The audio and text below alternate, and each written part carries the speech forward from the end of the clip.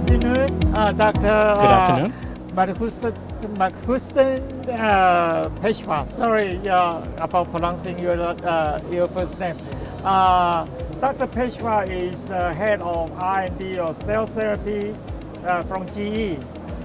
Most of people know GE is from the light bulb to aircraft engine, train engine. It's a huge mechanical industry. Yeah, and everybody know about GE. But probably very few people, except people in our field. Actually, a lot of people in our field don't know what GE healthcare is doing. I was just talking about. Actually, I know the GE healthcare back then. It's the company acquired called Excelix. Yeah, it's the first company to develop very successful with single-use disposable biologic. How you call it? Bioreactors. Sorry. That's probably almost, 12, 14 years ago. Yeah, so yeah, I know about GE because I started with know what Excelix is doing. Dr. Peshwa is an expert in the cell therapy field, expert in regulatory, and of course in the manufacturing. Can you make some comment about what your company is doing, and maybe follow up as what you see the future of going from biologics into the cell therapy, which naturally, but it's actually a big jump, and maybe comment on the opportunity for Asia. Absolutely. Dr. Wang, thank you for the opportunity to sit and talk to you over here. Also enjoyed the opportunity to be at Asia-Taiwan. The first time it's being organized in Taipei, and it's been a fantastic conference as well. Thank you. So, as Dr. Huang was saying, I reside with GE Healthcare.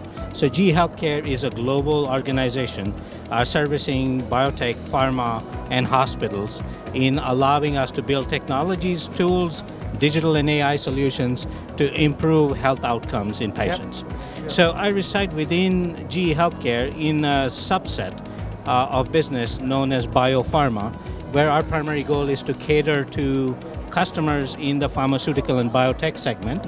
And so within Biopharma, we have a business called cell and gene therapies.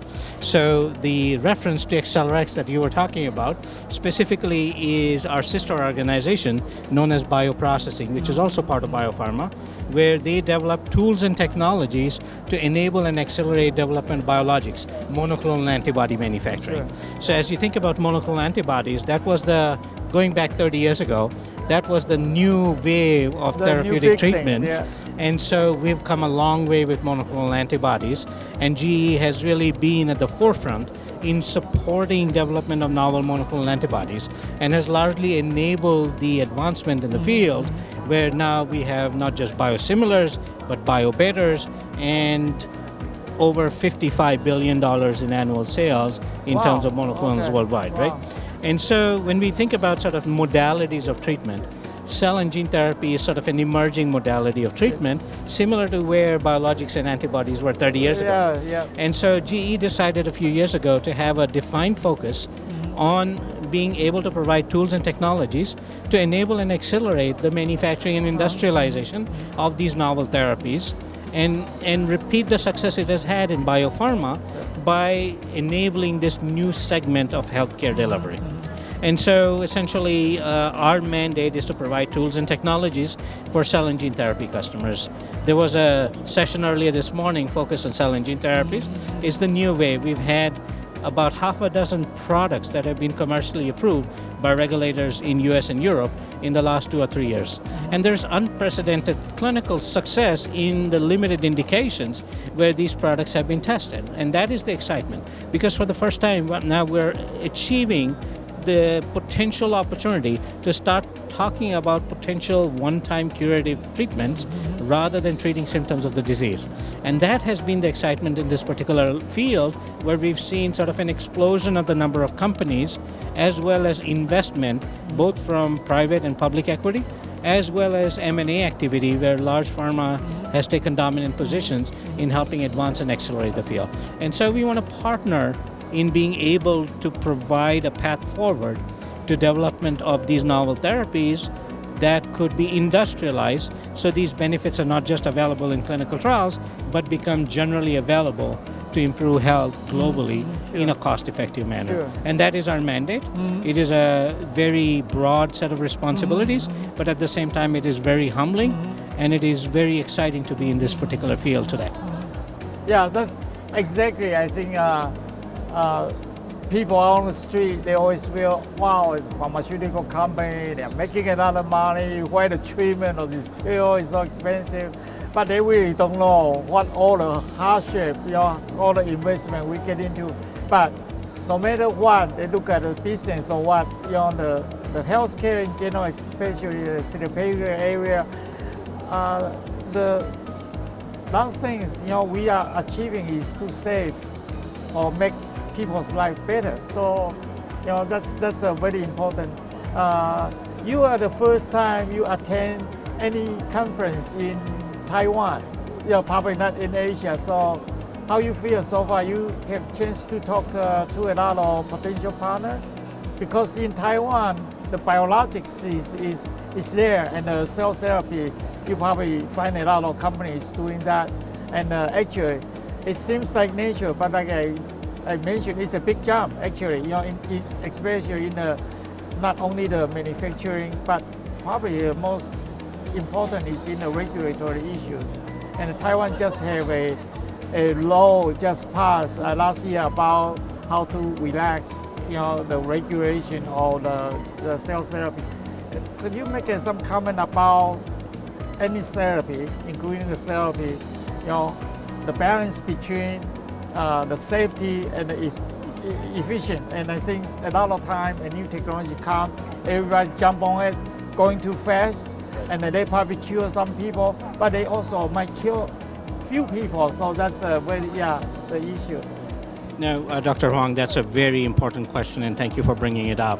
So this morning in the cell and gene therapy session, the Deputy Minister, Dr. Shea, from the Ministry of Science and Technology, opened by talking about new regulations that the FDA equivalent in Taiwan has brought out specifically to facilitate development of cell and gene therapy products. So it is an exciting time. And also at the opening ceremony yesterday, it was interesting to see among the 6 themes that were emphasized was CAR T cells and artificial intelligence, which are both elements that we need to really understand to have data-driven science allow us to make appropriate decisions as we go forward.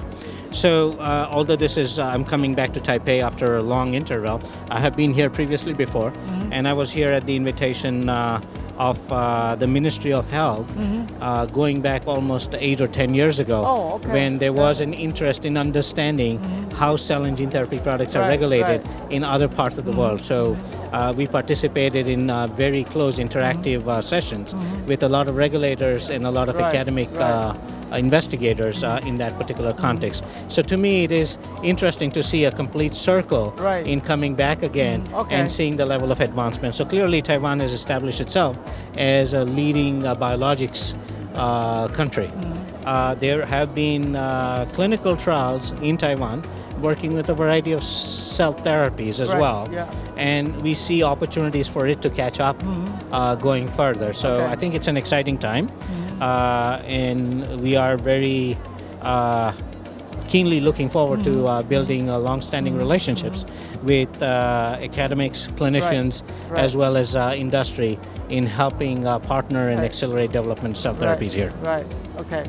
Well, you do bring up a very important question is what the factors, very complex factors. It's an IP issue, it's a regulatory, it's a manufacturing, it's a clinical trial. All that is really complicated. And you bring up a very important issue is before you spend billions of dollars and tens of years try to get a therapeutic out, it's very important to have a right start. Okay, so you had mentioned about the decision factor is going to driving the whole process the whole value chain in the right way, so you won't waste your time, you won't waste your money, and you will have a good result. That's very, very important.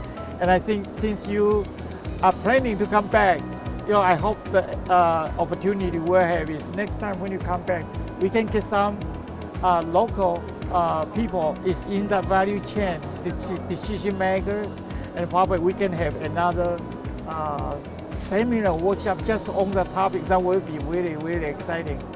Okay. Thank you very much. Okay. I really look forward to that. All right. You promise? Absolutely. Okay. Deal. Okay. Thank you. Do you have any extra more comment? No, I think it's exciting, and look forward to continuing discussions. And Okay. if myself or GE Healthcare can help, Right. Please feel free to reach out to Yeah, us. So it's right here. I mean, it's happened to be Absolutely, right here. Yeah, absolutely. and I think it's the first time GE have an exhibition here too. Oh, okay. So we established a connection now, and I think there's a lot to do, afterwards. So that is fantastic. Okay, yeah. It is only opportune that it continues to grow in the relationship as we go forward. Yeah. So All right. thank you very Well, much, Dr. yeah, Huang, yep. and thank you to Yeah, thank BioAsia. you very much.